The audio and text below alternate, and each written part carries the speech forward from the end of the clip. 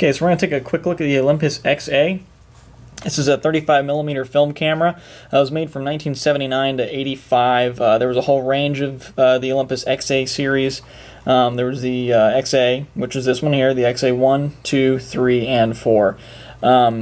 This was the only one that was a rangefinder camera. And it has a sliding cover to protect the lens to help make it a little more pocketable. It's a compact camera, and usually these compacts don't have very good lenses. They don't have, they're usually pretty cheaply made. This camera in particular is probably my favorite film camera that I own because how small it is, and it's built very well, and the lens on it is incredible for being a compact camera.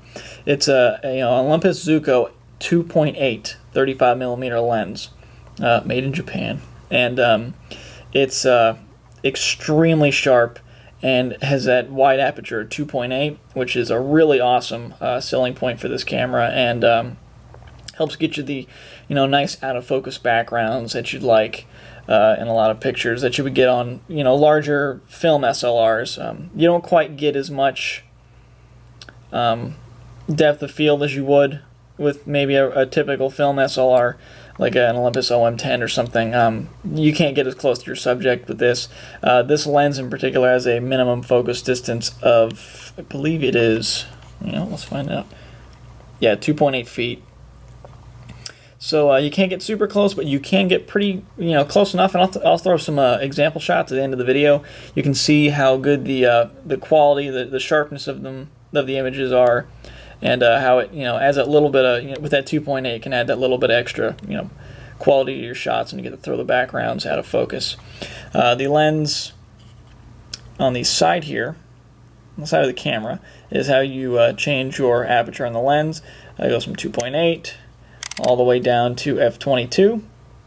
5.6 is written in yellow. That's just sort of a recommended sweet spot that Olympus puts there for general use of the lens. Of course, if you're indoors and it's low light, you definitely want to use 2.8.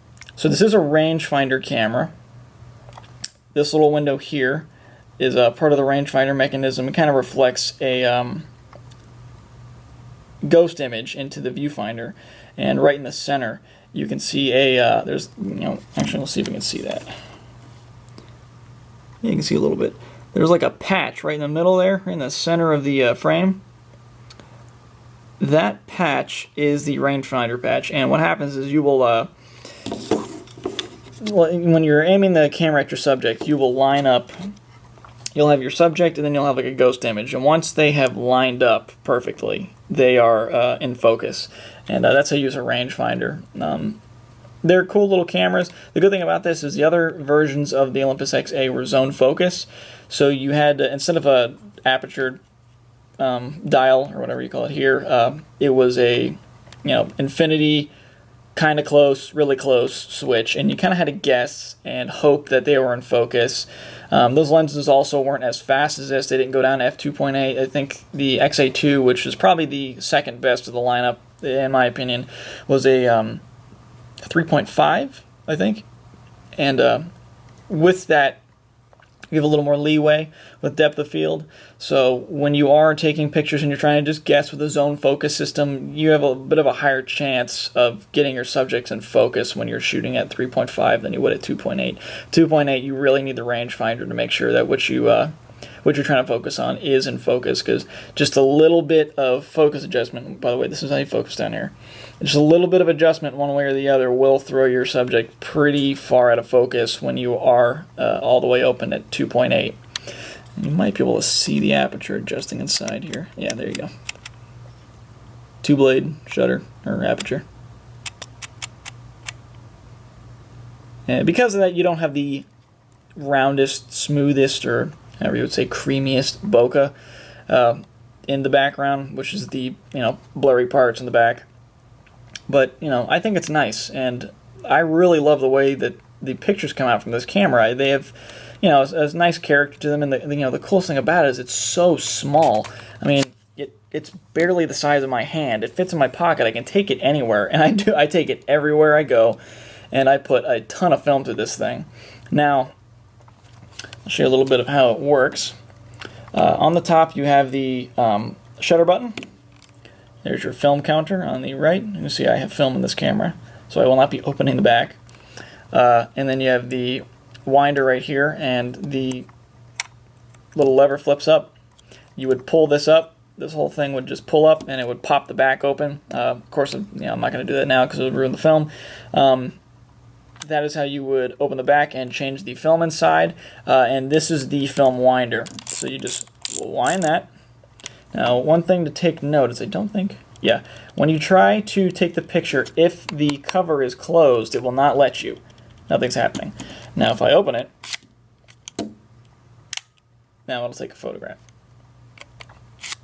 So the shutter speeds on this range from a 500th of a second all the way to 10 seconds. So you could do night photography with this if you wanted. You can probably get some pretty decent shots in the dark. On the bottom of the camera, you have the battery door here. You have a tripod socket. You have the film release.